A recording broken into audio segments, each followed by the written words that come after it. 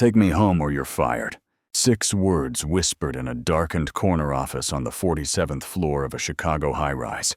And in that moment, Nathan Cole felt his entire world crumble beneath his feet like sand washing out with the tide.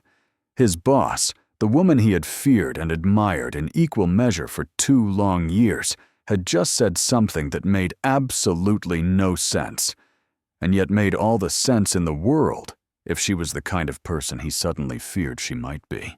But here is the thing about that night, about those 6 words that would echo in Nathan's mind for months to come. He had it all wrong.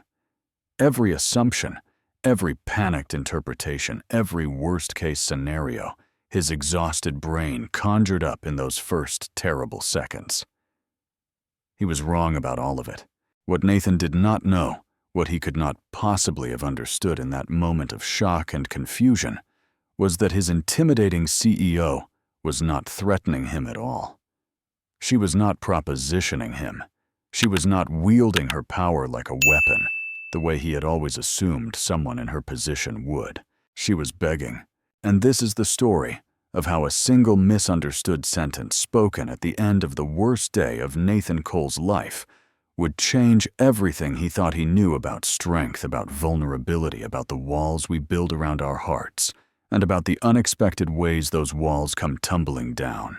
Before we continue, please tell us where in the world you are tuning in from. We love seeing how far our stories travel, and there is something beautiful about knowing that people all around the globe are sharing in these moments together. Now let me take you back to the beginning, to the morning that started it all. The alarm on Nathan's phone chirped at 5:47 in the morning, 13 minutes before he actually needed to wake up, because 13 minutes was exactly how long it took him to lie there in the darkness and convince himself that yes, he could do this again. He could face another day of being everything to everyone while feeling like he was slowly disappearing piece by piece. At 33 years old, Nathan Cole had become an expert at the mathematics of survival. 13 minutes to gather his courage. 7 minutes in the shower, not a second more, because hot water cost money, and money was something that seemed to evaporate faster than morning dew. 11 minutes to get dressed in the same rotation of 3 work shirts and 2 pairs of slacks that he had been cycling through for the past year and a half. And exactly 23 minutes to transform himself from an exhausted, overwhelmed single father into someone who could convince a 7-year-old girl that everything was going to be okay. The small apartment was quiet as Nathan padded barefoot into the kitchen, the tile floor cold against his feet, in a way that helped shake off the last remnants of what passed for sleep these days. 4 hours, maybe 4.5, if he was being generous with himself. That is what he averaged now, and the dark circles under his eyes had become such a permanent fixture that he had stopped noticing them in the mirror. But the apartment, despite its modest size, and the way the heating rattled like an old man's cough every time it kicked on, was home in all the ways that mattered. Emma's artwork covered every available inch of the refrigerator door, a chaotic explosion of dinosaurs and rockets and stick figures with oversized heads that she had labeled Daddy and Emma in her careful first-grade handwriting. Her toys lined the shelves with the kind of precise organization that Nathan had learned was essential for a child who found comfort in knowing exactly where everything belonged. There were photographs everywhere, too. Nathan and Emma at the Lincoln Park Zoo, her face pressed against the glass of the reptile exhibit with an expression of pure wonder. The 2 of them at her kindergarten graduation, Emma in a cap that kept sliding over her eyes, while Nathan beamed with a pride that made his chest ache just remembering it. Birthday parties and park picnics and lazy Sunday mornings captured in frames that told the story of a family that had learned to be complete as a pair. One photograph sat face down on the bookshelf in the living room, and it had been that way for 3 years now. Nathan could not bring himself to throw it away, because throwing it away felt like erasing a part of Emma's history, but he could not look at it either, because looking at it meant seeing the face of the woman who had promised to love them forever, and then walked out the door without so much as a goodbye. Nathan shook off the thought as he began preparing Emma's lunch, falling into the routine that had become as natural as breathing. Dinosaur-shaped sandwiches, because Emma insisted that T-Rex bread tasted better than regular bread, and who was Nathan to argue with that logic?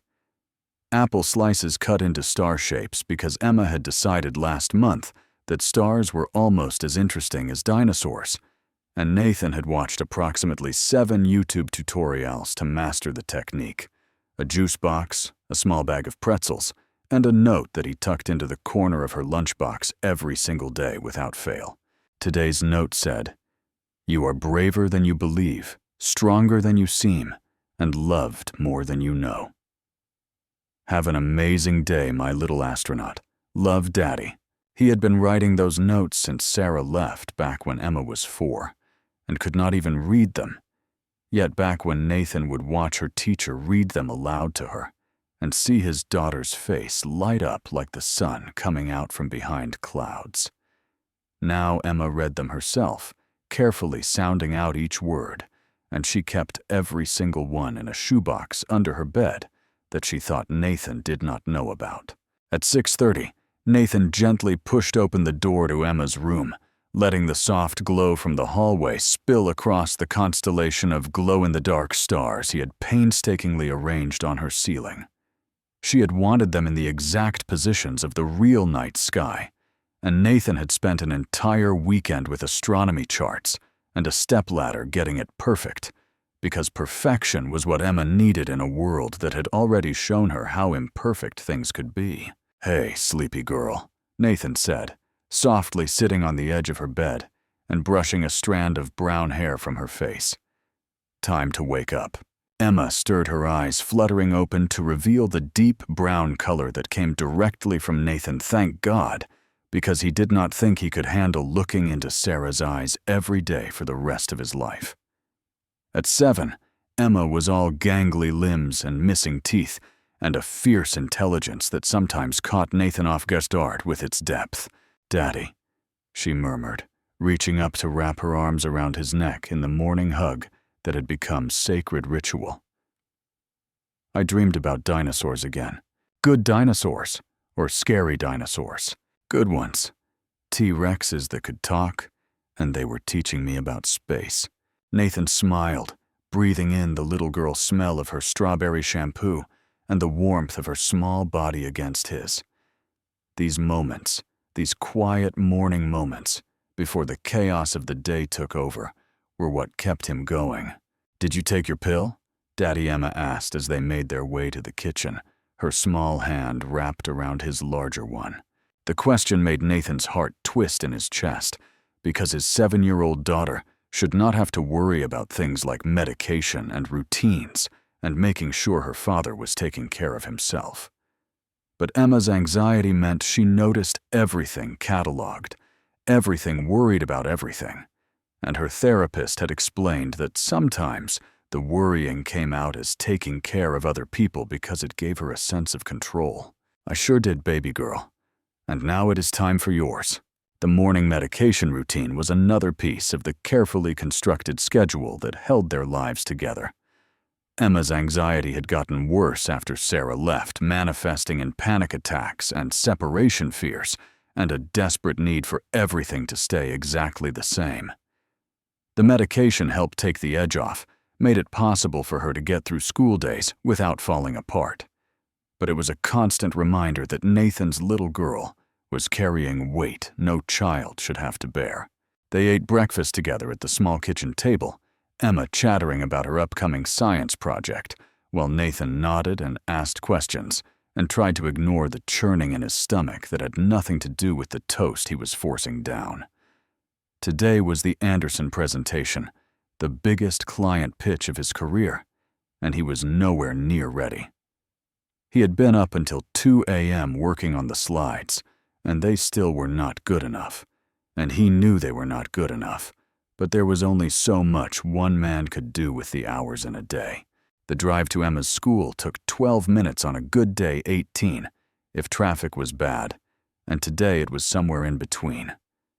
Nathan pulled into the drop-off lane at Westfield Elementary, the small private school that ate up a chunk of his salary every month, but was worth every penny because the teachers understood, Emma really understood her, in ways the overcrowded public school classrooms never could. Daddy Emma's voice was small as she gathered her backpack, her fingers working at the straps in the way they did when she was trying to hold something back. "What is it, baby? Do you think Mommy ever thinks about us?" The question hit Nathan like a physical blow, stealing the breath from his lungs and making his grip tighten on the steering wheel. 3 years and these questions still came, usually when he least expected them. Usually when he was already running on empty. "I think," Nathan said carefully, turning to face his daughter and cupping her small face in his hands, "that we are such an amazing team, you and me, that we do not need to worry about what anyone else is thinking. We have each other, and that is what matters." Emma's eyes, those deep brown eyes that saw far too much for her age, studied his face with an intensity that made Nathan feel like she could read every lie he had ever told, every moment of doubt he had ever felt. "I love you, Daddy. I love you more, baby girl. Now go learn something amazing." He watched her walk into the building, her backpack bouncing against her small shoulders, and he stayed there in the drop-off lane longer than he should have, until a car behind him honked impatiently and jolted him back to the reality of the day that waited. The drive to Ashford Media took another 23 minutes, and Nathan spent every single one of them running through the presentation in his head, trying to remember the statistics he had researched, the market analysis he had prepared, the creative concepts he had developed in stolen moments between bedtime stories and laundry loads, and the endless grind of single parenthood. Ashford Media occupied floors 40 through 52 of the Morrison Tower, a gleaming glass structure that dominated the Chicago skyline like a monument to ambition and success. Nathan had worked here for 2 years, climbing slowly from junior copywriter to marketing executive through a combination of talent, determination, and a willingness to work longer hours than anyone else. Not because he loved working late, but because working late was the only time he could focus without the constant pull of his responsibilities as a father tugging at his attention. His desk on the 47th floor was cluttered with the detritus of a man spread too thin, half-empty coffee cups, printouts covered in handwritten notes, a framed photo of Emma that he touched for luck every morning before turning on his computer. The open-plan office hummed with the controlled chaos of a successful marketing firm, phones ringing and keyboards clicking, and conversations overlapping in a symphony of productivity. Nathan had barely settled into his chair when his phone rang and the name on the screen made his stomach drop like a stone. "Westfield Elementary. Mr. Cole. This is Nurse Patterson. I'm afraid Emma is having a difficult morning. She forgot to take her medication before she left home, and she is experiencing some significant anxiety symptoms. We have tried our usual calming techniques, but she is asking for you." Nathan's eyes closed, a wave of guilt washing over him so powerful it made him physically sick. He had watched her take the pill. He had handed her the water. He had seen her put it in her mouth. But had he actually watched her swallow it? Had he been paying attention? Or had he been mentally running through presentation slides while his daughter needed him to be present? "I will be there in 15 minutes, he said, already grabbing his jacket. The drive back to the school was a blur of traffic lights and racing thoughts, and the kind of self-recrimination that had become Nathan's constant companion. He burst through the front doors of Westfield Elementary and followed the familiar path to the nurse's office, where he found Emma, curled up in a small ball on the examination table, her whole body shaking with the force of her sobs. "Daddy," she whimpered when she saw him, and Nathan crossed the room in 3 strides, gathering her into his arms and holding her against his chest. "I am here, baby. I am right here." "I could not breathe," Emma gasped between sobs. "And then I started thinking about Mommy, about how she left, and what if you leave too? What if something happens and you do not come back?" And I could not stop thinking about it. And everyone was staring at me. Shh, I have got you. I am never going to leave you, Emma. Never, ever, ever. Nathan rocked her gently, the way he had done when she was a baby, when the world was simpler, and he still believed that love was enough to protect the people who mattered most. He hummed their special song, a lullaby his own mother had sung to him decades ago, and slowly, gradually, Emma's breathing began to steady. 45 minutes, that is how long it took to calm her down, to convince her that yes. Daddy had to go back to work, but Daddy would be back to pick her up at exactly 3:30, just like always. 45 minutes of being present, of being the father Emma needed, while his career slowly crumbled in a conference room across town. The presentation was supposed to start at 11 a.m. Nathan walked into the conference room at 11:12, his shirt wrinkled from holding Emma, his hair disheveled from running his hands through it. During the drive, his mind still half-focused on his daughter, even as he tried to project professional competence. And there at the head of the long mahogany table sat Caroline Ashford. Caroline Ashford was the kind of woman who made rooms fall silent when she entered them, not through any dramatic announcement of her presence, but simply by existing with such undeniable force that everyone else seemed to fade into the background. At 38, she had built Ashford Media from a struggling 3-person startup into one of the most respected marketing firms in Chicago, and she had done it through a combination of brilliant instincts, relentless work ethic, and a reputation for being absolutely terrifyingly uncompromising. Nathan had worked for her for 2 years, and in that time he could count on one hand the number of occasions she had spoken to him directly.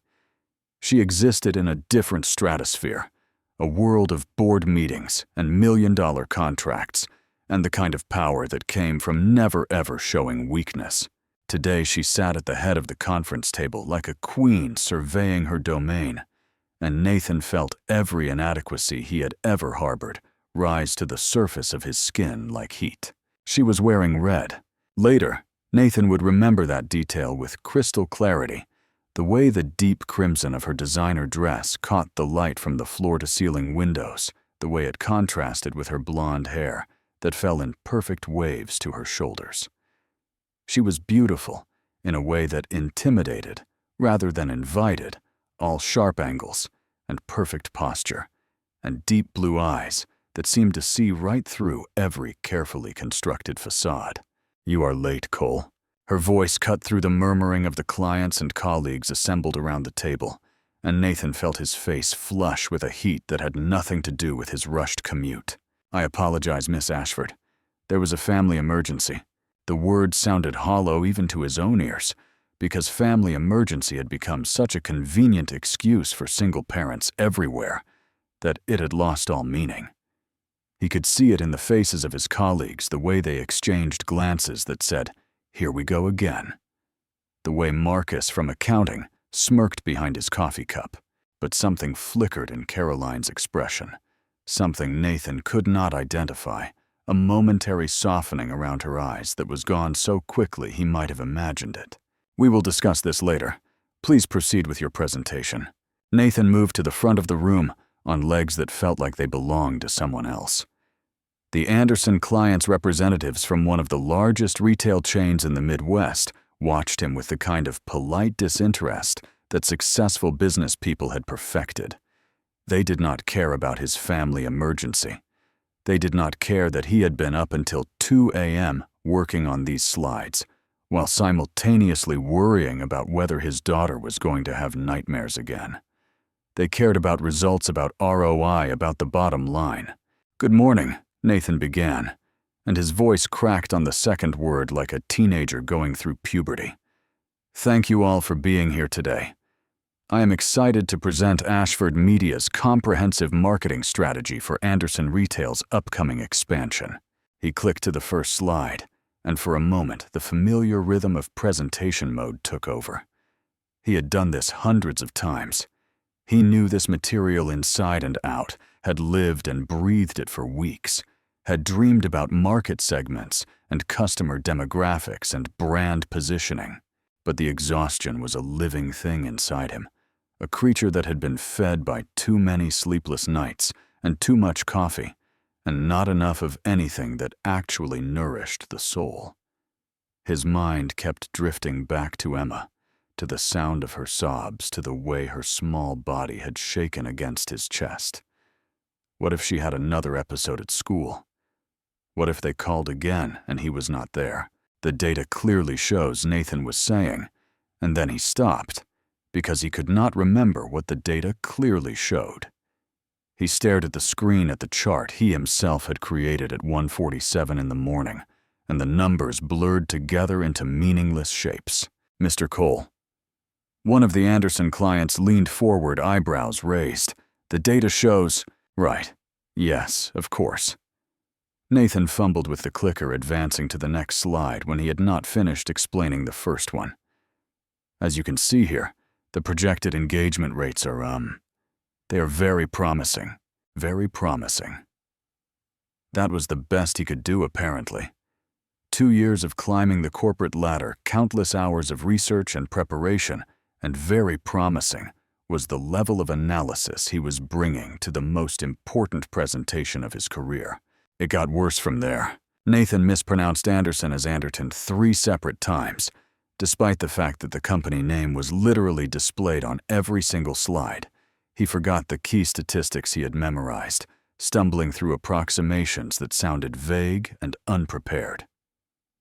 When one of the clients asked a straightforward question about demographic targeting, Nathan's mind went completely blank, and the silence stretched so long that Marcus actually coughed just to fill the void. Through it all, Caroline Ashford sat motionless at the head of the table, her expression completely unreadable, her blue eyes fixed on Nathan with an intensity that made him feel like an insect pinned to a display board. She did not interrupt. She did not help. She simply watched, and somehow that was worse than anything else. The presentation limped to its conclusion 43 minutes after it began, and Nathan could see the verdict in the faces of the Anderson clients before anyone spoke. Polite smiles that did not reach their eyes. Non-committal thanks for his time. The kind of handshakes that said, "We will be in touch," but really meant, "Do not hold your breath." They filed out of the conference room with Caroline's assistant, and Nathan stood alone at the front of the room, his laptop still displaying the final slide, his career hanging by a thread so thin it was practically invisible. He did not know how long he stood there before he became aware that he was not actually alone. His colleagues had all made their excuses and escaped, clearly not wanting to be associated with the disaster they had just witnessed. But Caroline Ashford remained in her seat at the head of the table, watching him with those penetrating blue eyes. "Miss Ashford." Nathan started, "I can explain. My office. 5 minutes." She rose from her chair, with the fluid grace of someone who had never experienced a moment of uncertainty in her entire life. And she left the room without looking back, as if she already knew that Nathan would follow, because what other choice did he have? The next 5 minutes felt like hours. Nathan gathered his things with hands that would not stop shaking his mind, racing through every possible scenario for the conversation that awaited him. Fired. He was definitely going to be fired. And then what? How would he pay for Emma's school, for her therapy, for the apartment that was already stretching his budget to the breaking point? The elevator ride to the 52nd floor, where the executive offices occupied a realm that regular employees rarely glimpsed, felt like ascending to the gallows. Every floor that ticked by on the digital display was another step closer to the end of the life Nathan had built, the career he had sacrificed so much to achieve. The executive level was quiet, in a way that felt almost oppressive, the kind of silence that came from very expensive soundproofing, and the unspoken understanding that important people required concentration. Thick carpet muffled Nathan's footsteps as he walked past offices that were larger than his entire apartment, past assistants who did not look up from their work, past artwork that probably cost more than his annual salary. Caroline's corner office occupied the end of the hallway, and her assistant, a severe-looking woman named Martha, who had been with the company since its founding, gave Nathan a look that might have been sympathy as she gestured toward the closed door. "She is waiting for you. Go right in." Nathan took a deep breath that did absolutely nothing to calm his racing heart, and he pushed open the door. The first thing he noticed was the light. The entire west-facing wall was glass floor-to-ceiling windows that offered an unobstructed view of the Chicago skyline and Lake Michigan beyond. The setting sun was just beginning its descent, painting everything in shades of gold and orange and pink, and for a moment Nathan forgot about his impending termination and simply stood there awestruck by the beauty of it. The second thing he noticed was Caroline. She stood at the window with her back to him, her silhouette framed against that spectacular view, and something about her posture was different than he had ever seen. Her shoulders, usually held with military precision, seemed to droop slightly. Her hands, usually busy with phones or papers, or the 1,000 small tasks of running an empire, hung loosely at her sides. "Sit down, Nathan." It was the first time in 2 years she had ever used his first name. Nathan sat in one of the leather chairs facing her massive desk, and he waited while Caroline continued to stare out the window, as if searching for something in the fading light. When she finally turned to face him, what he saw made him catch his breath. Up close in this golden light, without the armor of a boardroom between them, Caroline Ashford looked tired. Not the kind of tired that came from a bad night's sleep, but something deeper, something that lived in the shadows under her eyes and the slight pallor of her skin beneath impeccable makeup. She looked like someone who had been fighting a battle for so long that she had forgotten what peace felt like. She looked, Nathan realized with a shock of recognition, exactly how he felt. "Your work used to be exceptional," Caroline said, moving to sit behind her desk. "You used to be one of the most promising people on my team. Now..." She paused, shuffling some papers on her desk without looking at them. "Today's presentation was unacceptable. You know that." "Yes, Miss Ashford. The last few weeks have shown a marked decline in the quality of your work. Missed deadlines, lackluster creativity, obvious distraction." She looked up, meeting his eyes directly. "What has changed, Nathan?" Everything, Nathan wanted to say. Everything has changed, and nothing has changed. And I am so incredibly tired of holding this life together with nothing but willpower and terror that I can barely remember what it feels like to breathe without it hurting. "Nothing has changed," he said instead, "because that was the answer you gave when you were a man, and you were struggling, and you could not admit that the weight of the world was slowly crushing you to dust." "I will do better." Caroline's eyes narrowed slightly, and Nathan had the uncomfortable sensation that she could see right through his carefully constructed lie. The silence stretched between them, filled with things neither of them was saying, and Nathan found himself shifting uncomfortably under the weight of her gaze. "You have a daughter, do you not?" The question came out of nowhere, and it hit Nathan like a sucker punch. "Yes, Emma. She is 7. And her mother." Nathan's throat tightened. This was not a conversation he wanted to have with his boss, with anyone, with the woman who held his career in the palm of her perfectly manicured hand. "She left 3 years ago." Caroline nodded slowly, her expression unreadable, but somehow softer than before. "So you are raising her alone?" "Yes." Another silence, this one different from before. Caroline stood abruptly, walking back to the window, and the setting sun caught her blonde hair and turned it to spun gold. When she spoke again, her voice was quieter, almost gentle. "I need people I can count on, Nathan. People who are fully present." This was it. The termination he had been dreading since he walked into that conference room and saw the disappointment in her eyes. Nathan felt his stomach drop, his mind already racing through the logistics of unemployment, the bills, the mortgage, Emma's school, her therapy, the endless stack of financial obligations that never stopped growing. "Miss Ashford, please." His voice cracked, and he hated himself for it, hated the desperation that bled through every syllable. "I need this job. My daughter needs." "It is nearly 8:00. The interruption made no sense. Nathan blinked, trying to follow the sudden change in direction. "I am sorry." Caroline turned back to face him, and something had shifted in her expression. The corporate mask had cracked just slightly, revealing something raw and human underneath. "When did you last eat?" I do not remember." It was true. Breakfast had been a few bites of toast while helping Emma get ready. Lunch had been sacrificed to the trip to her school. The day had devoured itself, and Nathan had been consumed right along with it. Caroline sighed, and for just a moment, she looked as tired as Nathan felt. She reached for her designer coat, red, like her dress, like everything about her that commanded attention, and her leather bag gathering her things with movements that seemed almost uncertain. Then she walked toward him close enough that he could smell her perfume, something subtle and expensive that made him think of rainy afternoons and quiet libraries, and her voice dropped to nearly a whisper. "Take me home or you are fired." The words hung in the air between them, impossible and terrifying and completely incomprehensible. Nathan's brain already stretched past its breaking point by exhaustion and stress, and the crushing weight of single parenthood struggled to process what he had just heard. "Take me home, or you are fired." What did that even mean?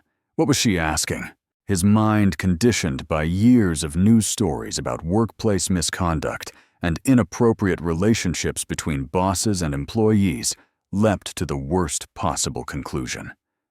Was this sexual harassment? Was Caroline Ashford, the untouchable CEO, propositioning him? Was she actually threatening his job if he refused to? What, sleep with her? Take her to bed. The shock must have been written across his face in letters 10 feet tall, because Caroline's expression shifted rapidly from expectation to confusion to dawning horror, to something Nathan never would have expected in a million years. She laughed, not a polite corporate chuckle, not the measured response of someone maintaining professional distance, but a genuine, surprised, delighted laugh that transformed her entire face. The Ice Queen melted away in an instant, replaced by someone who looked younger and softer and almost unbearably human. Oh God, Nathan. She was actually struggling to catch her breath, one hand pressed against her chest. That came out completely wrong. Nathan sat frozen in his chair, his heart still hammering against his ribs, utterly unable to reconcile the terrifying CEO he had feared for 2 years with the woman standing before him now laughing at her own terrible phrasing. "I meant," Caroline managed, still smiling. "Let me give you a ride home. You look dead on your feet, and I do not think you should be driving in this condition. That is all." She shook her head, blonde waves catching the last of the sunset light. That was terribly worded. "I am sorry for the confusion." The relief that washed over Nathan was so intense, so overwhelming that for a moment he thought he might actually pass out. His whole body seemed to decompress tension he had not even realized he was carrying, flooding out of his muscles and leaving him boneless in the expensive leather chair. Oh, he breathed. Oh, thank God. But even as the panic receded, Nathan noticed something else in Caroline's expression. Something that had not been there before. The laughter, or maybe had been there all along, and he had simply been too afraid to see it. Vulnerability. It sat in the corners of her eyes like something she had tried to hide and failed. It trembled at the edges of her smile, like a confession she had not meant to make. Caroline Ashford, the woman who had built an empire through sheer force of will, suddenly looked like someone who was just as lost and lonely and desperate for connection as Nathan himself. "Thank you," Nathan said, and he meant it for more than just the clarification. "But I have to pick up my daughter from the after-school program. I cannot. Then we will pick her up together." Caroline's response came immediately without hesitation, as if she had already considered this obstacle and found a solution. "I will have Thomas drive us, and then we will take you both home. Miss Ashford, you really do not have to." "Nathan." Her voice softened, and she looked at him with an intensity that made him feel seen in a way he had not experienced in years. "Please, let someone help you for once. The way she said it, the emphasis on that final phrase, told Nathan everything he needed to know. This was not just about him. This was not just about making sure a valuable employee got home safely.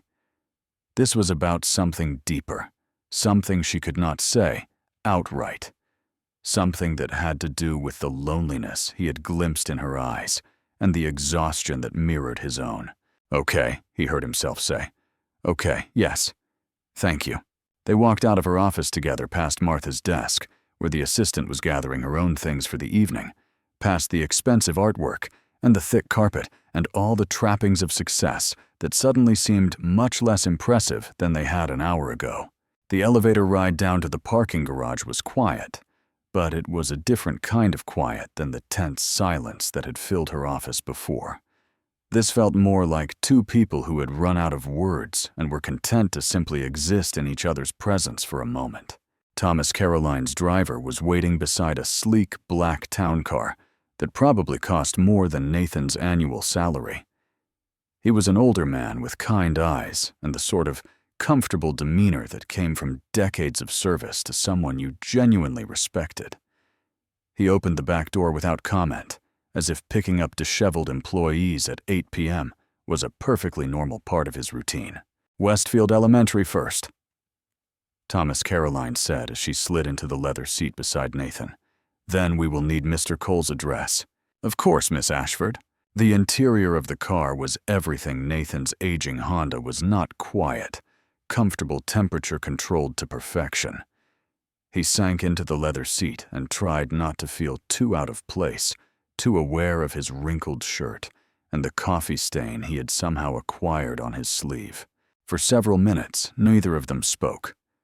The Chicago streets slid past outside the tinted windows, a blur of evening traffic and streetlights, and the thousand small dramas of a city settling into night. Nathan found himself stealing glances at Caroline, still trying to reconcile this version of her with the intimidating figure he had feared for so long. "You know," Caroline said, finally still looking out the window rather than at him. "I used to have a life outside of work." Nathan did not respond, sensing that she needed to say this more than she needed him to react. "People, hobbies, something resembling balance." She laughed softly, but there was no humor in it. "That feels like a very long time ago now." "What changed?" Nathan asked before he could stop himself. Caroline was quiet for so long that he thought she might not answer. When she did, her voice was barely above a whisper. "Everything. And nothing. Life just happens, and before you know it, years have passed, and you cannot remember the last time you did something just because it made you happy." Nathan understood that feeling more than he could express. The way time seemed to compress when you were surviving rather than living each day bleeding into the next, until they all became one long, exhausting blur. "Your daughter," Caroline said, turning to face him with what looked like genuine interest. "What is she like?" It was such a normal question, the kind of thing acquaintances asked at parties and coworkers mentioned in passing. But something about the way Caroline asked it, the intensity of her attention, made Nathan want to give her more than a surface-level answer. "She is amazing," he said, and the smile that spread across his face was entirely involuntary. "Smarter than I will ever be. She is obsessed with dinosaurs, knows every species, every time period, every theory about why they went extinct. And space, she loves space. Says she wants to be the first person to discover a new planet. Not visit one. No, she is very specific about that. She wants to discover them so other people can visit. She says the discovering part is more important than the going part." Caroline smiled, and it reached her eyes in a way Nathan had never seen before. "She sounds extraordinary." "She is." Nathan's voice caught slightly. "She cries during dog food commercials because she thinks the puppies look sad. She keeps a collection of rocks in her pocket because each one has a story it wants to tell. She still believes in magic, even though the world keeps trying to teach her not to." "You are a good father, Nathan. I can tell by the way you talk about her."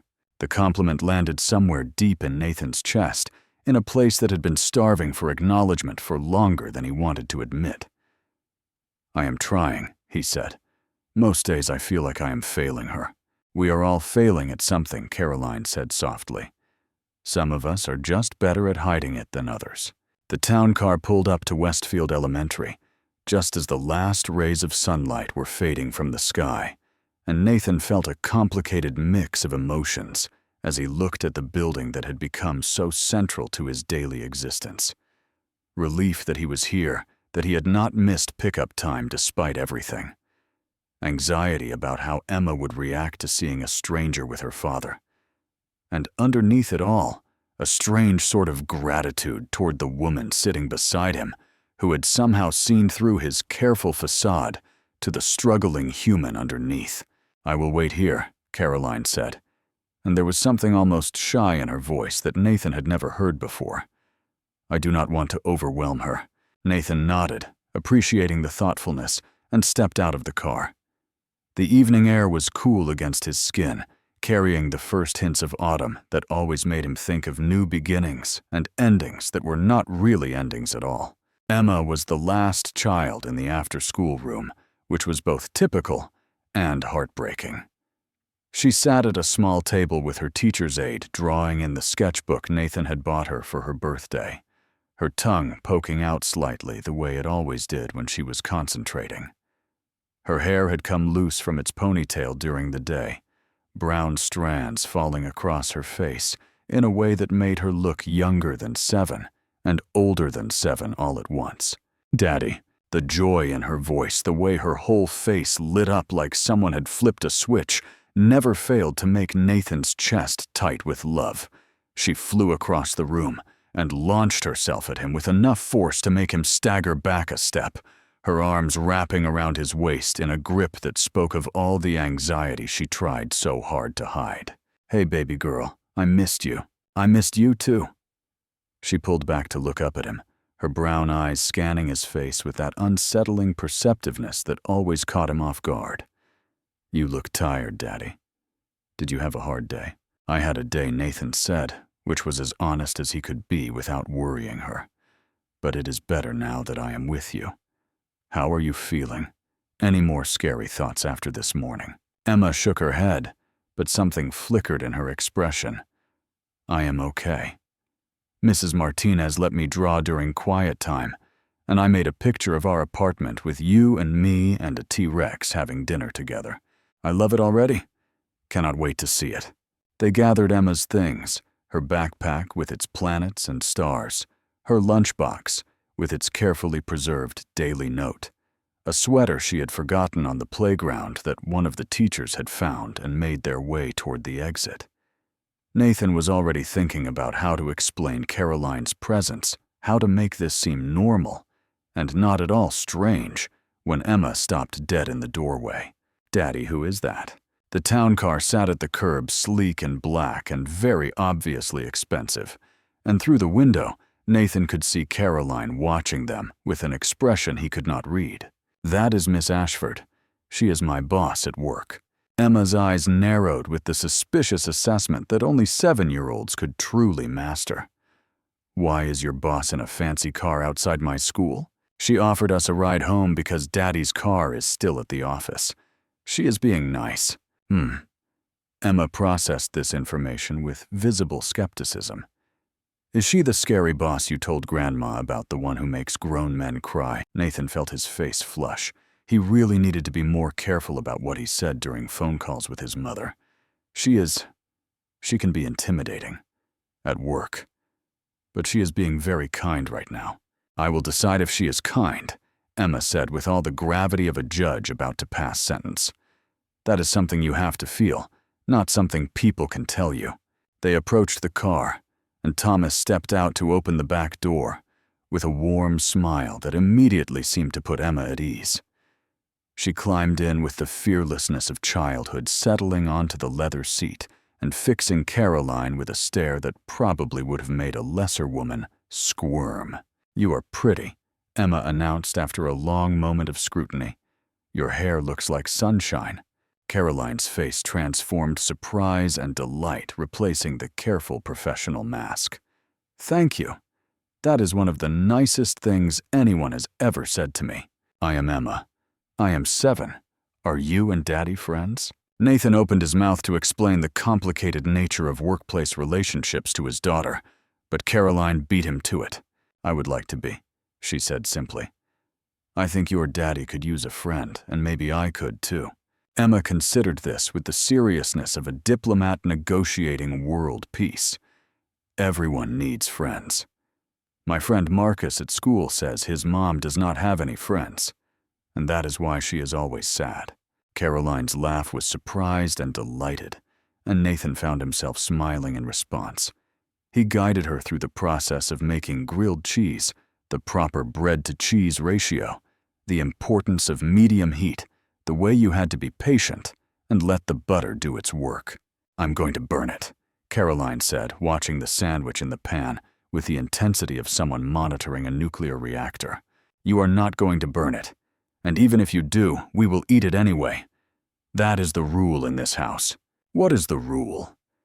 Emma had returned from some mysterious errand, her arms full of drawings she had apparently decided Caroline needed to see immediately. No food gets wasted, even if it is a little bit burned. Especially if it is a little bit burned, Emma corrected.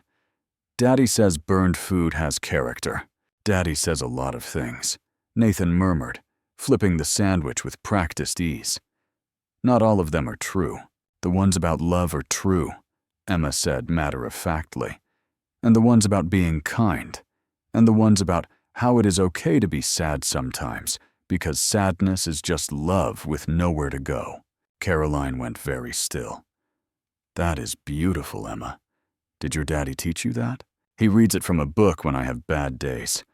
There is a lady who wrote it after her person died, and she says a lot of smart things about missing people. Nathan felt his face flush. The grief book he had bought after Sarah left the one he read to himself in the dark hours of the night, and sometimes to Emma, when her anxiety spiraled into questions about loss, he had not realized she remembered the passages so clearly. She sounds very wise. Caroline said, her voice thick. She is. But she is also sad a lot, which makes sense, because her person died. Like your person died. Emma Nathan started worried she had pushed too far, but Caroline knelt down to Emma's level, her designer dress brushing against the worn kitchen floor, and she looked at his daughter with an openness that made Nathan's heart ache. You are right, Caroline said. I am sad a lot. I try not to show it. But it is there. Does that bother you? Emma considered this with her characteristic seriousness. No, Daddy is sad sometimes too, but he still loves me and takes care of me and makes silly jokes. Being sad does not make you bad at things. It just makes you human. When did you get so wise? Nathan asked, his voice rougher than he intended. I was born wise, Emma said, with no trace of irony. Grandma says I am an old soul in a new body. I do not know exactly what that means, but I think it is good. They ate dinner together at the small kitchen table, the slightly too browned grilled cheese that Caroline had made herself, sitting in the place of honor on her plate.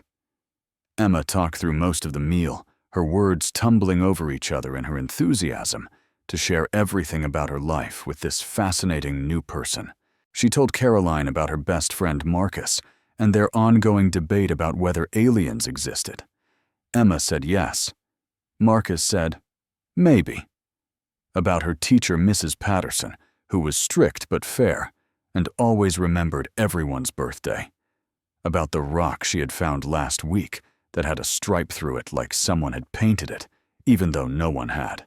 Caroline listened to all of it with what appeared to be genuine interest, asking questions and laughing at Emma's jokes, and generally behaving like the most engaged dinner guest Nathan had ever witnessed. The corporate facade had completely dissolved, replaced by someone who seemed hungry for exactly this kind of ordinary human connection. After dinner, Emma insisted that Caroline help with her bedtime routine, a request so unprecedented that Nathan almost dropped the dish he was washing. Emma had never voluntarily included anyone in her sacred bedtime rituals, not even Nathan's mother during her visits, "Are you sure, baby?" Nathan asked. "You do not have to. I want to," Emma said firmly. "Caroline reads good. I can tell by how she talks. And she needs to hear about Stellaluna because it is about belonging. And I think she needs that story." Nathan caught Caroline's eye over Emma's head, saw the emotion she was trying to hide, and nodded his permission. "Stellaluna is a good choice. The books are on the shelf by her bed." He finished cleaning the kitchen while Emma's voice drifted down the hallway, explaining to Caroline the proper way to sit during story time, and which stuffed animals needed to be present, and why the nightlight had to be turned on before the main light was turned off, and not after. Then Caroline's voice joined in reading the familiar words of Emma's favorite book about a bat who gets separated from her mother and raised by birds, about finding family in unexpected places, about being different and belonging anyway. Nathan leaned against the kitchen counter and let himself feel something he had not felt in a very long time: the quiet contentment of not being alone. When Caroline emerged from Emma's room 20 minutes later, her eyes were red-rimmed in a way she probably hoped was not obvious. "She is something else," Caroline said softly. "Really special." "She is?" Nathan handed her a cup of tea, a habit from his own mother that he had never quite shaken. "Thank you for staying, for being so good with her. She does not usually warm up to people that fast. Maybe she could tell I needed warming up to." Caroline wrapped her hands around the mug, staring into the steam. "Nathan, I should tell you something before you think too well of me." "Okay. I was going to promote you today." Before the presentation went sideways, Nathan blinked. Of all the things he had expected her to say, that was not even on the list. "What? You are the most talented person on my team. Creative, dedicated, hardworking. I have watched you for 2 years, and I have been impressed every single time." She looked up at him, her blue eyes full of something that might have been shame. "I have also watched you burning yourself out, coming in early, staying late, working through lunches. I told myself it was not my business that everyone handles their workload differently." She set down the mug, her fingers trembling slightly. "But today, when you came in late and then fell apart during the presentation, I realized I had been lying to myself. I knew something was wrong. I have known for months. I just did not want to get involved, because getting involved means caring, and caring means being vulnerable." Nathan finished quietly. "Yes," the word came out like a confession. "I have spent 5 years building walls around myself. After Michael died, I threw myself into work because it was the only thing that made sense. Every late night, every weekend, every holiday spent in the office, it was easier than going home to an empty house." I understand that Nathan said, and he meant it completely. After Sarah left, I did the same thing in reverse. I threw myself into being a father, because if I was busy enough with Emma, I did not have to think about how lonely I was. But you have Emma. You have someone to come home to. And you built an empire. We both found ways to survive." Caroline looked at him with something like wonder. "How do you do that?" "Do what?" "Make everything sound less terrible, less shameful." Nathan moved to sit beside her on the old couch that had come with the apartment and never quite fit the space. "Because it is not shameful. We did what we had to do to get through. The only thing that would be shameful is staying stuck there when there is a chance to do something different." They sat in silence for a moment. Two people who had been drowning in their own ways, finally finding someone who understood the weight of water. "I am not going to fire you," Caroline said finally. "But I am going to help you find balance, a schedule that lets you be there for Emma without sacrificing your career. Flexibility for the days when things go wrong, because things always go wrong sometimes. Why? Because you deserve it. Because your daughter deserves it. And because—" She hesitated, then continued with obvious effort. "Because maybe helping you will help me remember there is more to life than quarterly reports and board meetings. And in return," Caroline's smile was small, but genuine, "maybe you can remind me occasionally that it is okay to eat ice cream on a weeknight and read bedtime stories and just be human. Nathan felt something shift in his chest, a door opening that had been locked for so long he had forgotten it existed. I think I can do that. Then we have a deal, Mr. Cole. Nathan. She said it like she was trying it on, seeing how it fit. I should go. I have imposed on your evening long enough. You have not imposed. He walked her to the door, acutely aware of how natural this all felt. How right. Caroline. She turned her hand on the doorknob. Thank you for seeing me. Most people do not bother to look past the single dad struggling to get by. Thank you for letting me stay. Her voice was soft, almost hesitant. I had forgotten what this felt like. Being part of something, even just for an evening. You could be part of something for more than an evening, Nathan heard himself say. If you want it. The vulnerability in her eyes made his heart ache. I would like that. She left her heels clicking down the 3 flights of stairs, and Nathan stood in his doorway listening until he could not hear them anymore. Then he turned back to his apartment, his small kingdom of photographs and artwork, and the lingering warmth of connection. On Emma's door hung the drawing she had been working on at school, the one she had been so eager to show him. A picture of 3 figures, a tall man with brown hair, a small girl with pigtails, and between them, a woman in a red dress with yellow hair like sunshine. Our family Emma had labeled it in her careful first-grade handwriting, the one we have and the one we are making. Nathan smiled, touched the picture gently, and went to bed, feeling something he had not felt in years: hope. The weeks that followed that first evening began to weave a new pattern into Nathan's life, threads of connection appearing where before there had been only fraying edges of exhaustion. Caroline did not insert herself dramatically into their world. She arrived quietly in the margins like a word you had not known you needed until it appeared on the page. A text message asking how Emma's spelling test had gone. A lunch delivery to Nathan's desk on days when she noticed he had worked through his break. A book about female astronomers that appeared in Emma's backpack after a visit with a simple note that read, "Strong women reach for the stars. You are one of them." 2 weeks after the grilled cheese dinner, Caroline invited them to the Field Museum. Emma mentioned she wanted to see Sue. Caroline explained over the phone, referring to the famous T-Rex skeleton that Emma had been obsessing over since her friend Marcus had visited and declared it life-changing. I thought maybe Saturday, if you are free. They were free. Of course they were free. Nathan's social calendar had been empty for 3 years, populated only by work obligations and Emma's school events. The prospect of spending a Saturday doing something purely for enjoyment felt almost decadent. Caroline arrived at their apartment in jeans and a simple white blouse, her hair pulled back in a casual ponytail that made her look years younger. Nathan had never seen her in anything other than designer professional wear, and the transformation was startling. "You look different," he said, then immediately wished he could swallow the words. I mean good different. Relaxed different. I was not sure what one wears to a natural history museum, Caroline admitted. I have not been since I was Emma's age. "You look like a person instead of a boss," Emma declared, having materialized at Nathan's side with her jacket half on and her shoes on the wrong feet. "That is good. Bosses are scary. People are nice.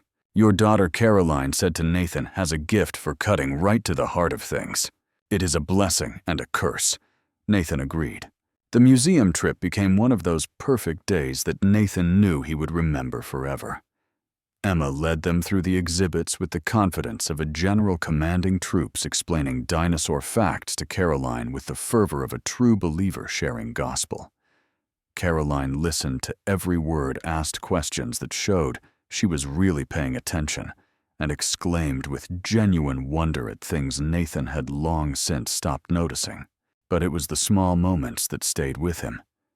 Caroline kneeling down to help Emma read a display placard, their heads bent together over the words. Emma reaching up to take Caroline's hand as they walked through the crowded halls, a gesture of trust she usually reserved only for Nathan. The three of them eating lunch in the museum cafe, talking about everything and nothing, laughing at Emma's jokes about what T-Rexes probably said to each other. They definitely had arguments about food, Emma insisted. Like, Gerald, you ate the last Triceratops, and I wanted that one. And Gerald would be like, sorry, Margaret, but you snooze, you lose. Margaret the T-Rex Caroline repeated, grinning. I love that. All female dinosaurs are named Margaret. That is just science. Nathan caught Caroline's eye over Emma's head, and they shared a moment of pure, uncomplicated joy. It was such a foreign feeling that he almost did not recognize it. In the gift shop, Emma agonized over her choices with the gravity of someone selecting the winning lottery numbers. She finally settled on a small plastic T-Rex and a book about the Cretaceous period, then tugged on Caroline's sleeve. What are you going to get? Oh, I do not need anything. Everyone needs something from the gift shop, Emma said seriously. That is the rule. You have to take a piece of the day home with you, or how will you remember it? Caroline looked at Nathan, who shrugged. She is pretty firm on gift shop philosophy. In the end, Caroline chose a small replica of Sue, just a few inches tall, made of bronze. For my desk, she explained, to remind me that some things last for millions of years. That is kind of comforting when you think about it. Everything changes, Emma said with her characteristic wisdom, but that does not mean things are gone. They just become different. Like dinosaurs became birds. They are still here, just evolved. That night, after they had dropped Caroline off and Emma had gone to bed clutching her new T-Rex, Nathan found himself thinking about evolution, about how grief changed you not into someone worse, but into someone different, about how the person he was before Sarah left had evolved into the person he was now, and maybe that was not such a bad thing. His phone buzzed with a text from Caroline. Thank you for today. I had forgotten what it felt like to just enjoy something. Your daughter is extraordinary. So are you. He typed back, you made it special. Same time next week. Her response came almost immediately. I would like that. Very much. And so it began. A month into their friendship, Caroline showed up at Nathan's apartment on a Tuesday evening with a bottle of wine and a confession. I have to tell you something, she said, settling onto the couch after Emma had been tucked into bed. And I am afraid it is going to change how you see me. Nathan's heart skipped. In the weeks since that first dinner, Caroline had become a fixture in their lives. She joined them for dinner twice a week, sometimes more. She video called Emma every night she did not see her in person, letting the little girl ramble about her day, while Caroline made appropriate noises of interest. She had become, without anyone officially acknowledging it, part of their family. Okay, Nathan said carefully. I am listening. Before Michael died, Caroline began, her voice thick with something old and painful. We were trying to have children. We had been trying for 2 years. There were tests, treatments, disappointments. So many disappointments. Nathan reached for her hand, and she gripped it like a lifeline. When he got sick, we had to stop. The treatments were too harsh. And then he was gone, and She took a shaky breath. I never tried again. I could not bear the thought of having a child without him, of raising someone alone. Caroline. But watching you with Emma, watching her grow and learn and become this incredible little person. Caroline's voice broke. I think I made a mistake. I think I was so afraid of loss that I missed out on love. And now, it is too late. It is not too late, Nathan said firmly. You are 38, not 80. And even if, he stopped choosing his words carefully, there are other ways to be part of a family. Other ways to have children in your life. I know. Caroline wiped at her eyes her corporate mask, long since dissolved. I watch you with Emma, and I think, I want that. Not to take your place, she added quickly, but to be part of something, to matter to someone. You matter to us. Nathan moved closer, keeping her hand in his. Emma talks about you constantly. Did you know she is saving her allowance to buy you a Christmas present? She will not tell me what it is, but she has been working on it for weeks. A watery laugh escaped Caroline. She has. She loves you, Caroline. And I... He paused, feeling the weight of the words he was about to say. I care about you, too. More than I probably should, given that you are my boss. About that. Caroline straightened slightly, some of her professional composure returning. I have been thinking about how to handle this, whatever this is becoming. And I am transferring you to a different department. The creative development team needs a new lead, and you are the most qualified person for the position. You will not report to me anymore. The salary is better, the hours are more flexible, and she looked at him with something like hope in her eyes. It means that whatever happens between us will not be complicated by professional power dynamics. Nathan sat with that for a moment, processing the implications. You did that for us. I did it because it is the right thing to do. You are too talented to be held back by office politics, and I refuse to let people think you have earned anything through anything other than merit. People are already talking. Let them talk. Caroline's voice hardened slightly. I spent 5 years caring about what people thought. It got me an empire and a cemetery plot I visit alone on Sundays. I am done letting other people's opinions control my choices. Nathan reached out, tucking a strand of hair behind her ear. When did you get so brave? I learned it from a 7-year-old who told me that being scared does not mean you are weak. It just means you have something worth fighting for. They sat together in the quiet apartment, the only sounds Emma's soft breathing from down the hall and the distant hum of city traffic. Something had shifted between them. Some invisible barrier had fallen, and for the first time Nathan let himself imagine what the future might look like. Not alone, not struggling, not surviving. Living. Really, truly living. With these two people who had wandered into his life when he needed them most. 2 months into their friendship on an ordinary Thursday evening, Emma asked the question that would change everything. They were gathered around the kitchen table, Caroline helping Emma with her homework, while Nathan stirred soup on the stove. It had become their routine, these quiet domestic evenings, and Nathan no longer questioned the rightness of Caroline's presence in their space. Caroline, Emma said, looking up from her spelling words with that focused intensity that meant she was about to say something important. Why do you live in such a big house all by yourself? Caroline's pen stilled on the paper. It did not always feel so big. When Michael was alive, it felt just right. But now it is just you. Yes, now it is just me. Emma processed this with visible consideration, her small forehead creasing in thought. Do you not get scared at night? I get scared sometimes, but then I remember Daddy is in the next room, and it is okay. Nathan turned from the stove, watching the exchange with a mixture of concern and curiosity. Emma's questions could sometimes veer into territory that was too raw, too honest, but Caroline seemed to welcome the directness. Sometimes I do get scared, Caroline admitted, but I have gotten used to it. That is sad, Emma said matter-of-factly. Being used to scared is not the same as not being scared. It is just pretending. You are right. Caroline's voice was thick with emotion. It is pretending. Do you ever wish you had someone to read bedtime stories to? Emma continued each question, cutting deeper. I think that would be really lonely. Bedtime stories are the best part.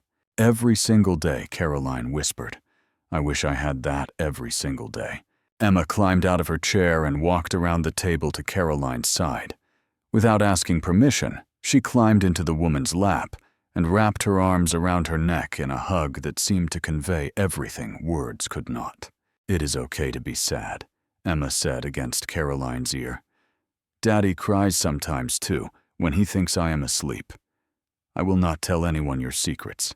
Nathan watched his daughter comfort this woman who had spent 5 years building walls around her heart, and he felt something crack open in his own chest. Caroline's arms came up around Emma, holding her like something precious, and when she looked at Nathan over Emma's head, Her eyes were swimming with tears. "Thank you," she mouthed silently. Nathan nodded, not trusting his voice, and turned back to the soup that no longer mattered nearly as much as what was happening at his kitchen table. Later, after Emma had gone to bed, Caroline sat on the couch looking drained, but somehow lighter, as if the weight she had been carrying had been redistributed to shoulders, willing to help bear it. "How does she do that?" Caroline asked.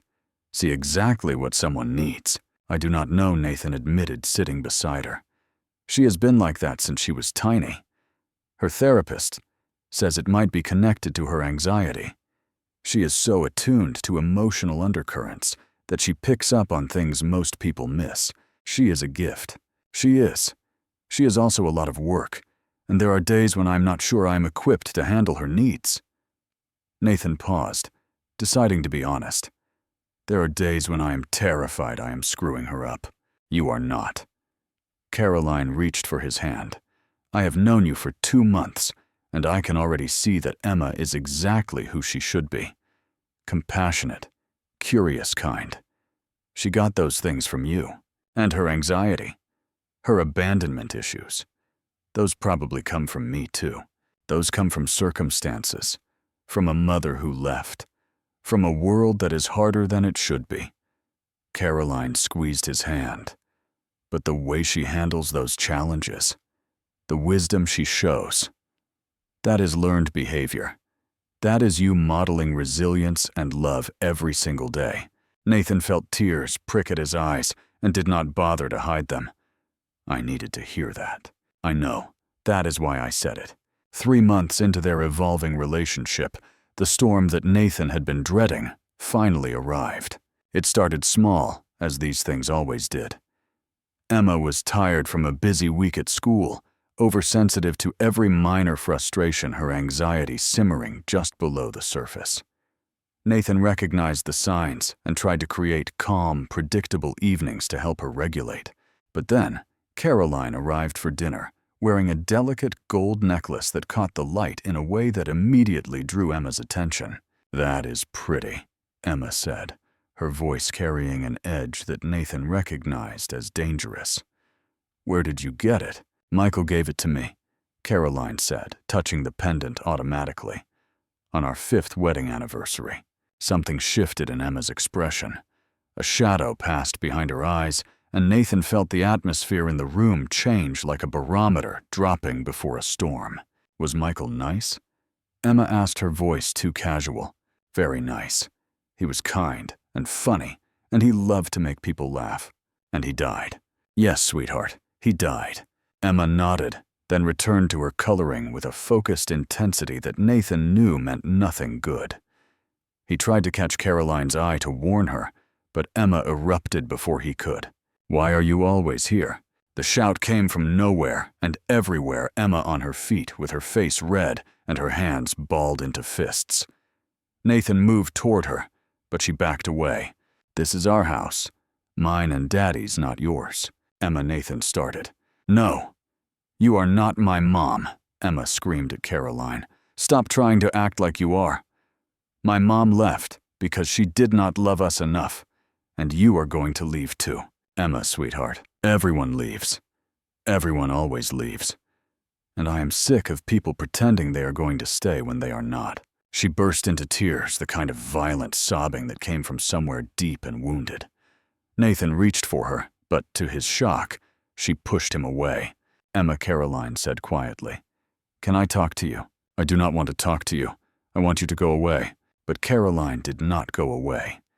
Instead, she moved slowly toward the crying child, ignoring the spaghetti sauce that splattered on her white silk blouse as Emma's flailing arm knocked a bowl from the table.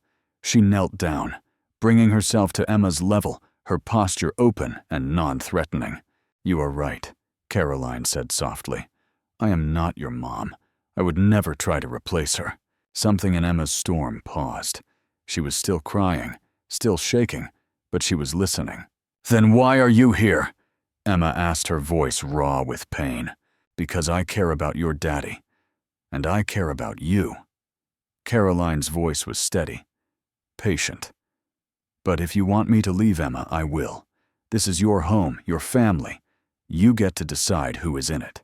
Emma stared at her through tears, 7 years old, and carrying wounds that no child should have to bear. "I do not want you to leave," she finally admitted in a small voice. I do not want to forget my mommy. And I do not want to love you, and then have you go away too. It hurt so much when Mommy left. I do not want to hurt like that again. Oh, sweetheart." Caroline opened her arms and Emma collapsed into them, her small body shaking with sobs. Loving new people does not mean forgetting the old ones. Your heart is big enough for everyone. You promise. Emma's voice was muffled against Caroline's shoulder. You promise you will not leave. I cannot promise that nothing bad will ever happen, Caroline said honestly. Life does not work that way. But I can promise that I will never ever leave you on purpose. I will always tell you the truth, even when it is hard. And I will always be here for you, however you need me. Nathan watched from across the kitchen, his own eyes streaming with tears he did not bother to wipe. His daughter, his broken, beautiful, complicated daughter, was clinging to this woman who had arrived in their lives like an answered prayer, and Caroline was holding her like she was the most precious thing in the world. Ruined blouse, forgotten dignity. Set aside nothing mattering but this child's pain. I am sorry, I yelled. Emma whispered finally. I did not mean those things. I was just scared. I know, sweetheart. It is okay to be scared. It is okay to feel your feelings. We all get scared sometimes. Emma pulled back, wiping her nose on her sleeve in a gesture that usually would have earned a gentle correction, but tonight got a pass. Even you, especially me, Caroline admitted. I'm scared right now, actually. Of what? Of loving you and your daddy too much. Of wanting to be part of your family and not being sure if I am allowed. You are allowed, Emma said, with the authority of a child who had suddenly regained control of her universe. I decided. You are allowed. Nathan moved then, crossing the kitchen to pull both of them into his arms. They stood there, the three of them, in a kitchen splattered with spaghetti sauce and tears, and something fundamental shifted into place. Whatever they were becoming it together. 4 months after Caroline first appeared in their lives, the outside world began to intrude on their careful bubble of happiness. Nathan had known the office gossip would come eventually. You did not go from struggling single dad to promoted golden boy without people asking questions. You did not get transferred to a new department with a significant raise without someone assuming you had earned it horizontally rather than vertically. But knowing it would come and experiencing it were two very different things. It started with whispers that stopped when he entered rooms, conversations that fell silent when he walked past the break room, smiles that were too knowing looks, that were too long assumptions, that were too loud to ignore. The confrontation came on a Wednesday when Nathan was getting coffee in the break room, and Marcus Williams cornered him by the sugar station. Marcus was one of those guys who had been at the company forever, without ever rising particularly high, and his bitterness had curdled into something ugly over the years. Well, Marcus said, his voice carrying just far enough for the other break room occupants to hear. If it is not the company's favorite charity case. Nathan kept his focus on his coffee, refusing to rise to the bait. Morning, Marcus. Must be nice, huh? Having the boss wrapped around your finger. Marcus's smile was all teeth and no warmth. Or should I say, having the boss wrapped around. I would stop there if I were you. Oh, touched a nerve. Sorry, Cole. Just curious how a guy with your track record manages to land on his feet. That Anderson presentation was a disaster, and yet here you are with a corner office and a raise. Marcus leaned closer, his breath carrying the sour smell of too much coffee and not enough integrity. What is your secret? Nathan set down his mug and turned to face Marcus, fully aware that they had an audience aware that how he handled this would matter. My secret is that I am good at my job, that I work hard, that I bring in results. Right. And the fact that you are screwing the CEO has nothing to do with it. The words hung in the air like a slap. Nathan felt heat rise to his face, felt his hands curl into fists, felt every instinct urging him to respond with violence. Instead, he took a breath. And another. Caroline Ashford is a professional who built this company from nothing through intelligence and hard work. She does not promote people based on anything other than merit, and anyone who says otherwise does not know her at all. Nathan picked up his coffee, holding Marcus's gaze steadily. But more importantly, my personal life is none of your business. And the next time you want to spread rumors, I would suggest you consider whether the defamation lawsuit would be worth the satisfaction. He walked out of the break room, his heart pounding, but his head held high. That afternoon, Caroline called him to her office. She looked tired, the kind of tired that came from dealing with problems that should not exist. I heard about what happened in the break room, she said. I am sorry, Nathan. It is not your fault, is it not? She stood and walked to the window, that familiar pose of contemplation. I knew what people would say. I knew they would assume the worst. Maybe I should have what not helped me when I was drowning, not become part of our lives, not let Emma love you.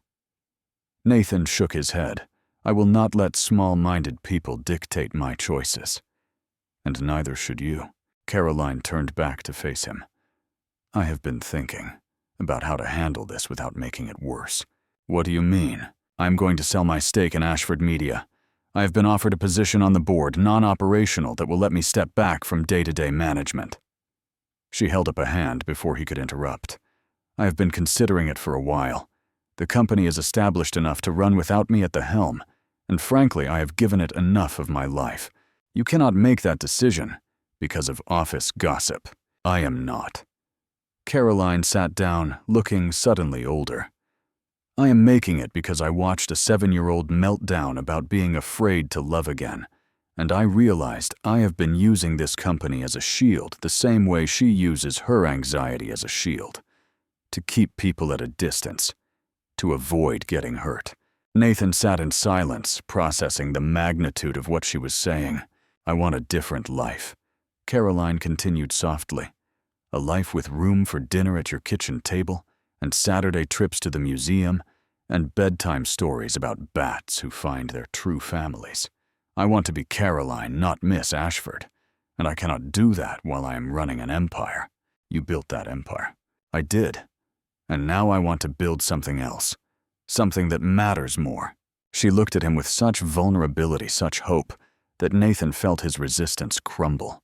Emma is going to be thrilled, he said finally. She has been worrying that your work takes you away too much. Emma told you that. Emma tells me everything. It is both wonderful and occasionally terrifying. Caroline laughed that warm, genuine laugh that had become one of Nathan's favorite sounds in the world. I love that kid. She loves you too. Nathan stood crossed to where she sat and took her hand. And I'm getting pretty fond of you myself. Pretty fond.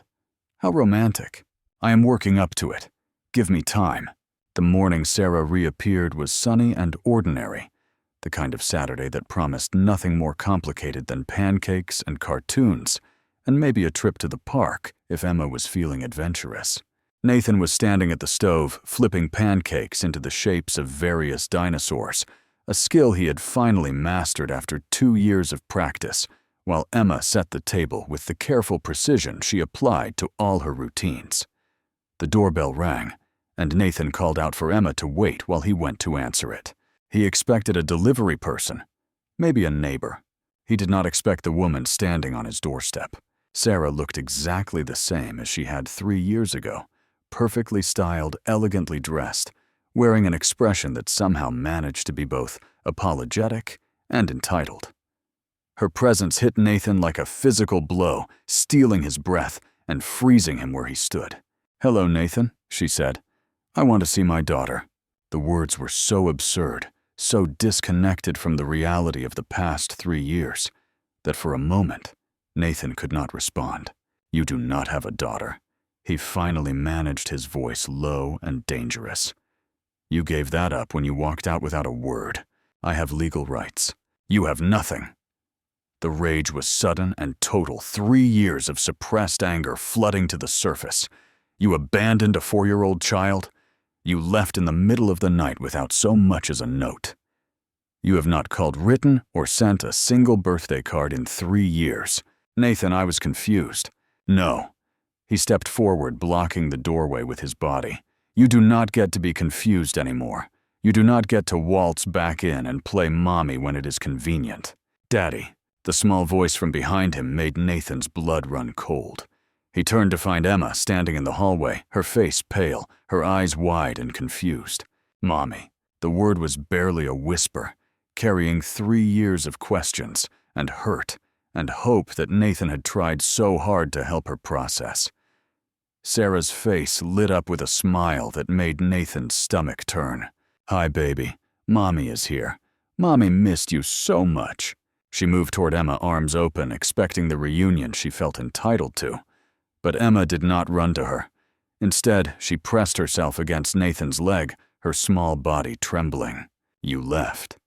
Emma said, her voice gaining strength. You did not say goodbye. Mommy was confused, sweetheart. But I am better now. I want us to be a family again. We are a family, Emma said. Me and Daddy and Caroline. Sarah's expression froze. Who is Caroline? Before Nathan could answer, a familiar car pulled up to the curb. Caroline stepped out, took in the scene on the porch with a single glance, and approached with the controlled calm of someone who had spent years handling crisis situations. Is everything okay? She asked, her eyes meeting Nathan's. Who are you? Sarah demanded, her voice rising. Caroline Ashford. No titles, no explanations, just a name delivered with quiet confidence. I am Nathan's friend. Sarah's laugh was sharp and bitter. Is that what we are calling it? Sarah, I think you should leave. Nathan set his arm, coming around Emma protectively. I'm not going anywhere. I have a right to see my daughter. You gave up that right. Caroline's voice was ice, the corporate steel Nathan had not heard in months making a sudden reappearance. You gave it up when you walked away without a word. When you ignored every attempt Nathan made to contact you. When you left a 4-year-old crying for her mother for months while you started a new life without her. How dare you? I dare, because I love that little girl. Because I have been here for her bad dreams and her anxious moments and her fears of abandonment that you created. Caroline stepped forward, positioning herself beside Nathan and Emma like a shield. If you want to discuss custody arrangements, you can contact Nathan's attorney. But you will not show up unannounced and traumatize this child again. Sarah's face contorted with rage. This is not over. It has been over for 3 years, Nathan said quietly. You just did not notice because you were not paying attention. She left with threats and slammed car doors, and Nathan closed his front door on the sight of her driving away, his hands shaking with leftover adrenaline. Emma was crying silently, the tears streaming down her face without sound, which was somehow worse than if she had been sobbing. Nathan gathered her into his arms, and Caroline knelt beside them both, her hand gentle on Emma's back. She cannot take me away, can she? Emma whispered. She cannot make me go with her. No, sweetheart, Nathan promised, holding her tighter. No one is taking you anywhere. We are a team, Emma said, her voice small but fierce. All 3 of us, right?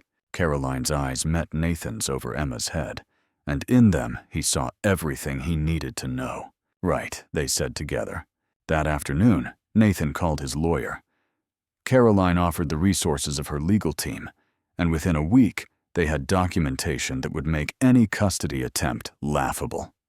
Sarah never filed. The threats, like the woman herself, turned out to be mostly show, but the experience had done something to all 3 of them. It had welded them together, this makeshift family, into something stronger than before. They were not just choosing each other anymore. They were fighting for each other, and that made all the difference. 8 months after that first dinner on a cold January evening, Nathan woke to the sound of crying. For a disorienting moment, he thought it was Emma having one of her nightmares. He was halfway out of bed before his brain registered that the sound was coming from the living room, not Emma's bedroom. Caroline had fallen asleep on the couch again. It happened sometimes after their movie nights, when the evening stretched late, and the warmth of the apartment made her too comfortable to move. Nathan usually covered her with a blanket and left her to sleep, but tonight was different. Tonight, she was trapped in a nightmare. He approached carefully, not wanting to startle her. She was curled into herself, her face wet with tears, her whole body shaking with the force of whatever horror her sleeping mind had conjured. "Michael," she whimpered, "Michael, please do not leave me. Please." Nathan's heart broke into 1,000 pieces. He knelt beside the couch, reaching out to touch her shoulder gently. "Caroline, wake up. It is okay. You are safe." Her eyes flew open, wild and terrified, seeing something that was not there. For a moment, she looked right through him, lost in whatever world her dream had created. Then recognition flooded her face, followed immediately by shame. "I am sorry." She scrambled to sit up, wiping at her face. "I should go. I did not mean to." "Stay." Nathan sat beside her on the couch, close enough to offer comfort, but not so close as to crowd. "Please, talk to me. It was just a dream. It was more than that." He waited, giving her space to decide how much to share. The silence stretched, filled only with Caroline's ragged breathing as she fought to compose herself. When she finally spoke, her voice was barely above a whisper. "I dream about him sometimes, about the hospital, about the last 3 months when everything was falling apart, and there was nothing I could do to stop it." "Tell me," Nathan said, "if you want to. I am listening." And so, in the quiet hours of the night, with his apartment wrapped around them like a cocoon, Caroline told him about Michael. She told him about their first date, a disaster involving spilled coffee and a guitar that never quite recovered. About their wedding, small and simple because neither of them cared about spectacle. About their apartment in Wicker Park, before the money came, where they had eaten ramen noodles by candlelight and called it romantic. She told him about the life they had planned, children eventually when the business was stable, a house with a yard, growing old together, sitting on a porch somewhere, watching grandchildren play. She told him about the diagnosis, the shock, the disbelief, the way the world had narrowed to hospital rooms and test results and prayers that went unanswered. She told him about the last night when she had held Michael's hand and felt it go cold, and how something inside her had died with him. "I went back to work the next day," she said, her voice hollow. "The day after the funeral. I filed quarterly reports, answered emails, took conference calls." She laughed bitterly.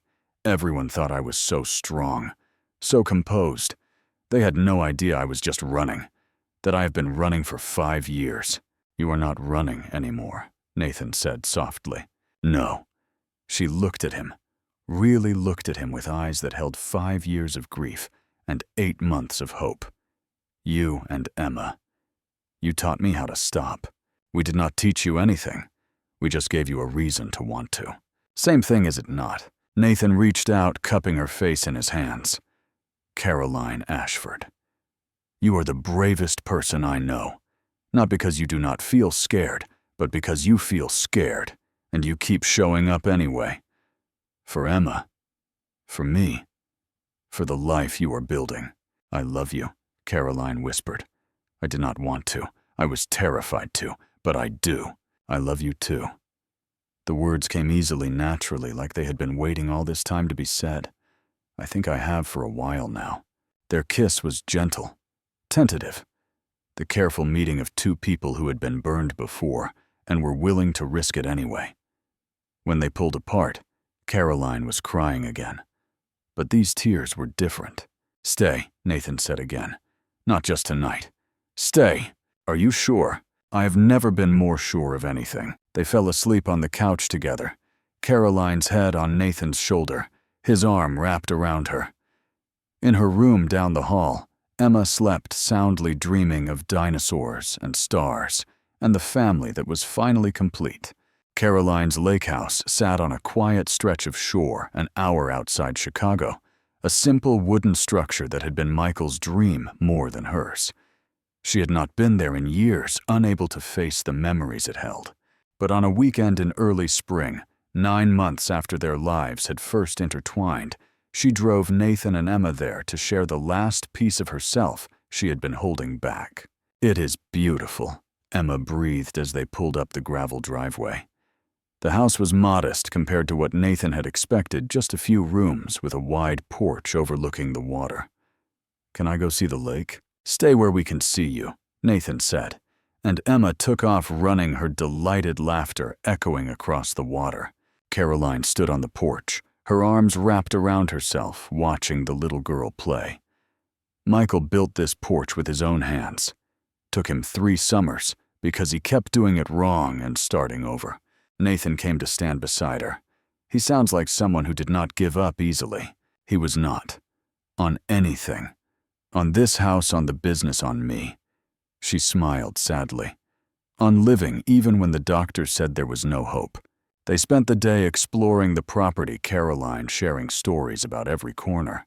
The tree where Michael had hung a tire swing.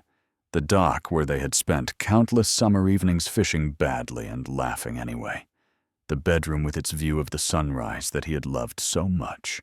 Emma adopted the house with her usual enthusiasm, declaring it magical, and immediately naming every tree and rock within view. She found tadpoles in the shallows and convinced Nathan to help her build a temporary habitat for observation. She picked wildflowers and put them in a jar on the kitchen table. That evening, as Emma played along the shore, Nathan and Caroline sat on the porch, watching the sunset paint the water in shades of gold and pink. "She is healing," Caroline observed. "The way she used to flinch at any change, any surprise, it is not as severe anymore." "Thanks to you," Nathan said. "No." Caroline shook her head. "Thanks to us. To this family we have built." Nathan turned to look at her, really look at her, the way the dying light caught in her blonde hair and made it glow. "Caroline, I need to tell you something." "That sounds serious." "It is." He took her hand, held it between both of his. "I spent 3 years convinced that I was broken, that Sarah leaving had damaged something fundamental in me, something that could never be repaired. I thought Emma and I would always be alone, just surviving together, never really thriving. And now I know I was wrong. I was not broken. I was just waiting for someone brave enough to see past my walls and patient enough to help me take them down." Caroline's eyes glistened. "Nathan, I love you," he said. "Not just for what you have done for Emma, though that would be enough.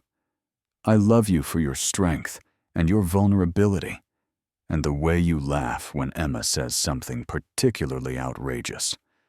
I love you for showing up day after day, even when you were scared. I love you for choosing us when you could have stayed safe in your tower." "I was so afraid," Caroline whispered. "When I first walked into your apartment, I was terrified of what I was feeling, of wanting to be part of something again. And now I am still afraid." She laughed softly. "But I am also certain that I want to be with you and Emma for as long as you will have me. Certain that the risk of loving you is worth whatever pain might come." Nathan kissed her then, as the last rays of sunlight sank below the horizon. A kiss that was both an ending and a beginning. From the shore, Emma's voice floated up to them. "Are you guys being gross up there?" They pulled apart laughing. Maybe a little Nathan called back. "Okay, but do not be too gross, because I am almost done with my tadpole research, and I want hot chocolate." Caroline leaned her head against Nathan's shoulder. "I love that kid. She loves you too. I know." Caroline's voice was full of wonder. "Is that not amazing? That someone can just decide to love you? That is what family is," Nathan said. "People who decide to love each other every single day, no matter what." 1 year after that fateful night in her office, Caroline did something she had never done before. She got nervous. Not the professional nervousness that came with high-stakes negotiations or board presentations.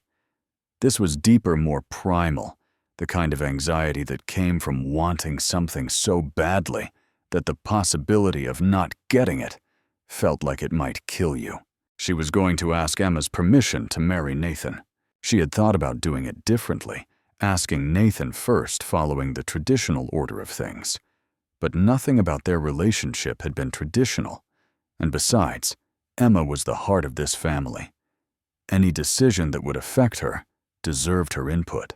They met at their favorite ice cream shop, just the two of them on a Saturday afternoon, when Nathan was conveniently occupied with a work emergency that Caroline may have engineered. "This is nice," Emma said, working on her chocolate cone with rainbow sprinkles. "We do not get girl time very often." "That is true. We should do it more. So why did you want to talk to me?"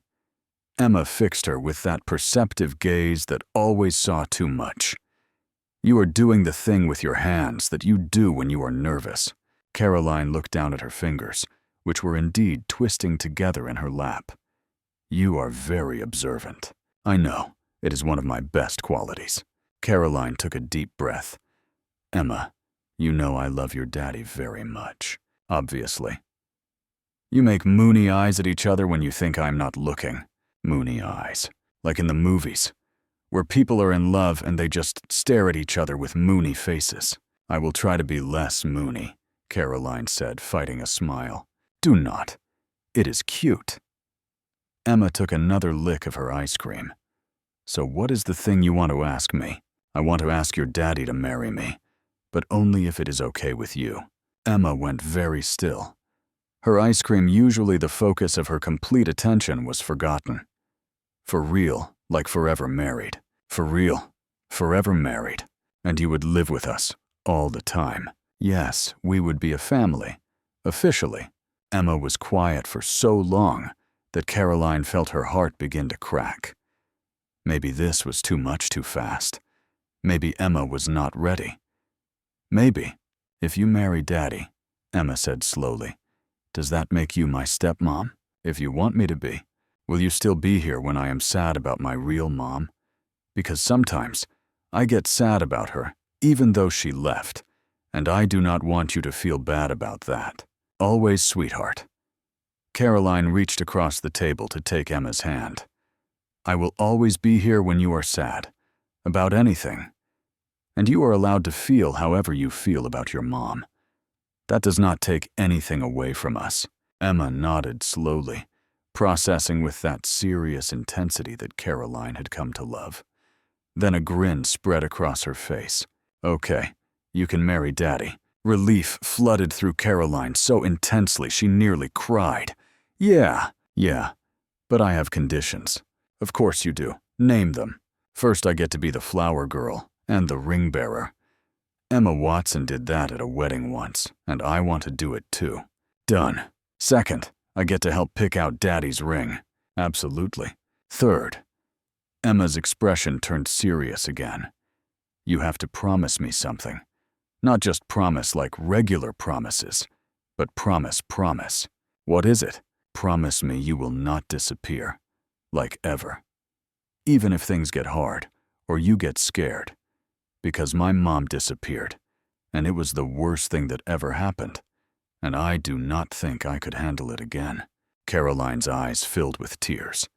She slid out of her booth and into Emma's side, wrapping her arms around the little girl who had become as essential to her as breathing.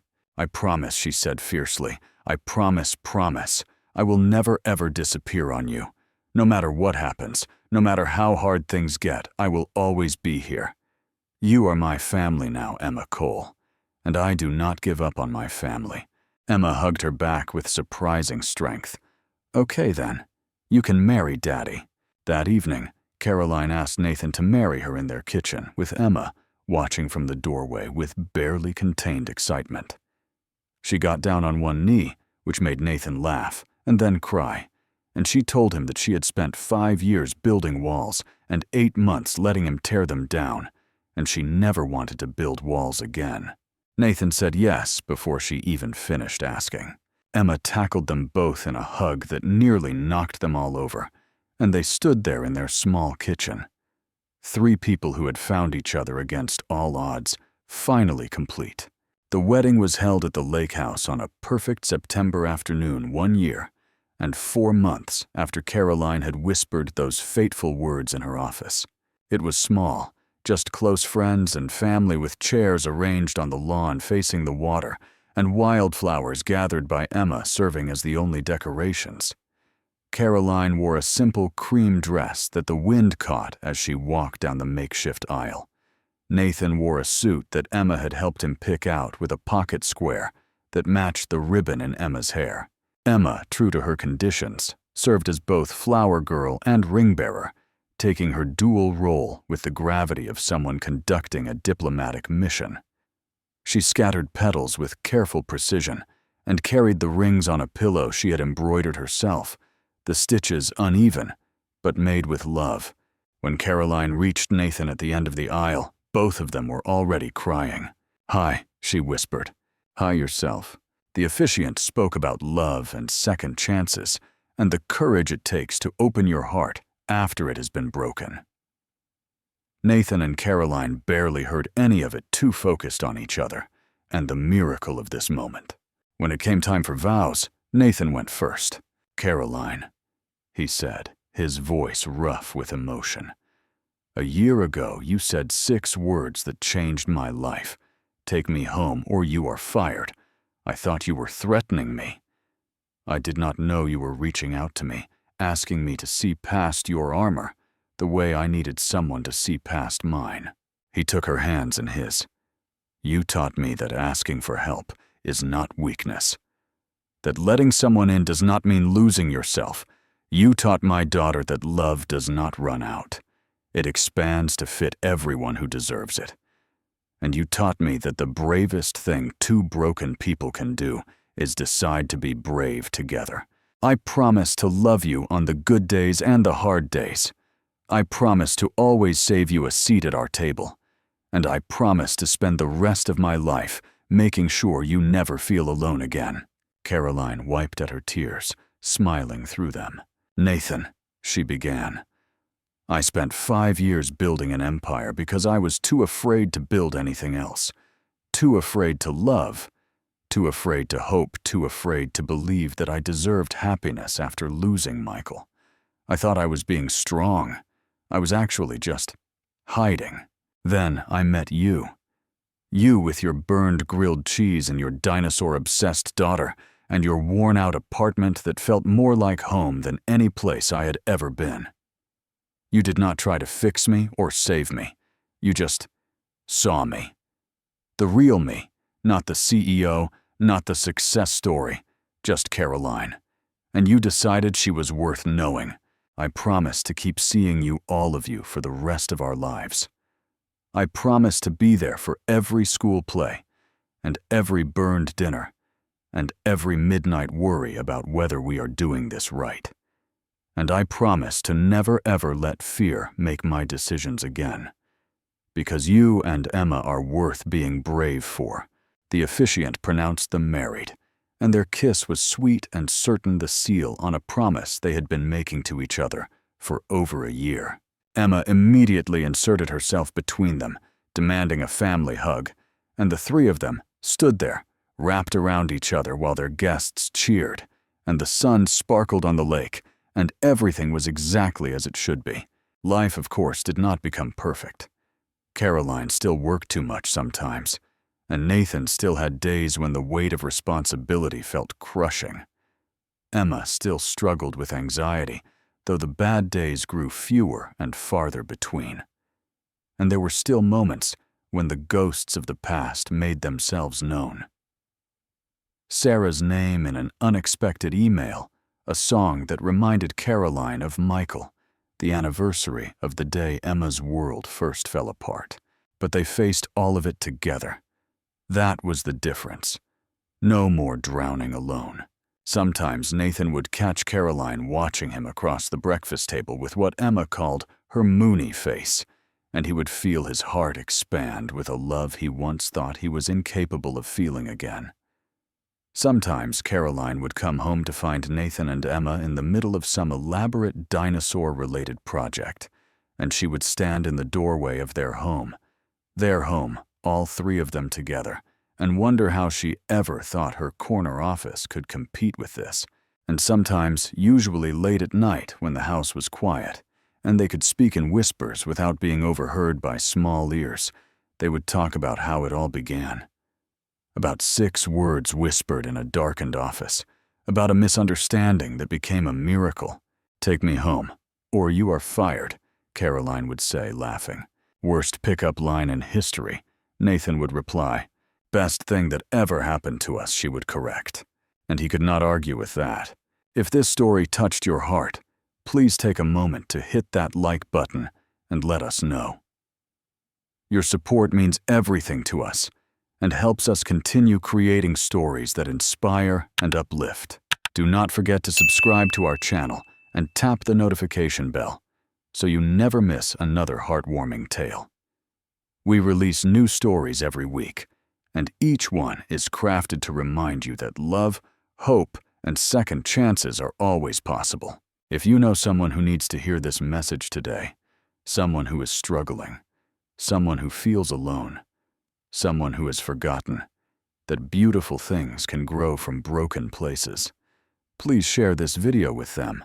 You never know whose life you might touch with a simple act of kindness. Thank you for being part of our community. Thank you for watching until the end. And always remember, sometimes the most terrifying moments become the most beautiful beginnings. You just have to be brave enough to stay and find out. Until next time, take care of yourselves and each other.